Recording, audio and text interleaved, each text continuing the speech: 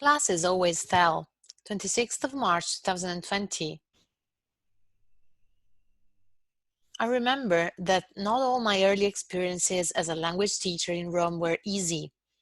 After teaching special extra language classes to the most deserving and passionate students in a school uptown, I found myself, a couple of years later, in an institute where dropouts got an opportunity to catch up on their education.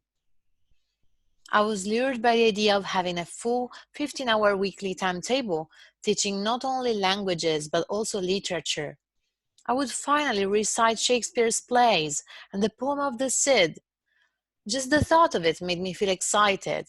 When I arrived at that school, however, I had the immediate impression that the only exploit I could mimic there would be Don Quixote's fight against the windmills.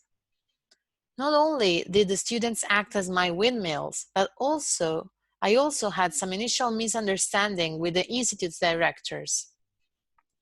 Proud of my CELTA Cambridge teacher qualification for English language courses, I started the first English lesson with a mingling activity that could allow students to share objectives and dreams.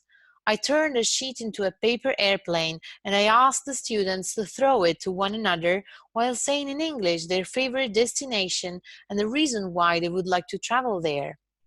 In the first round, each one should talk about themselves, but I warned them that they would have to remember their classmates' statements because in the second round, they had to say out loud who wanted to go where and why. A simple way to discover traveling destinations that a language can lead you to, and to use both the first and the third person of the present simple. The third person S is always tricky for Italians.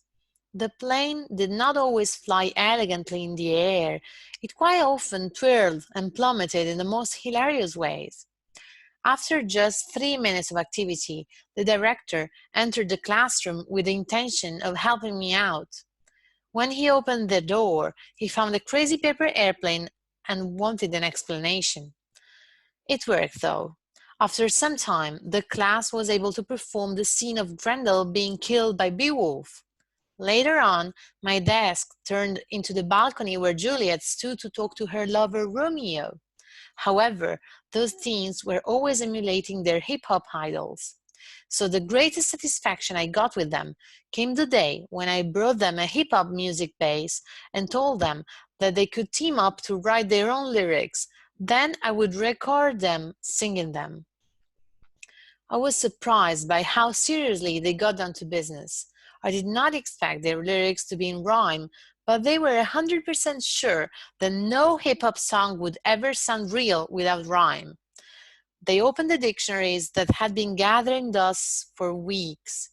They used their mobile phones to look up the words instead of messaging their friends. Teacher, if it is hip-hop, it must be in rhyme. Of course, having fun is serious stuff. See all language courses by Speak and Do.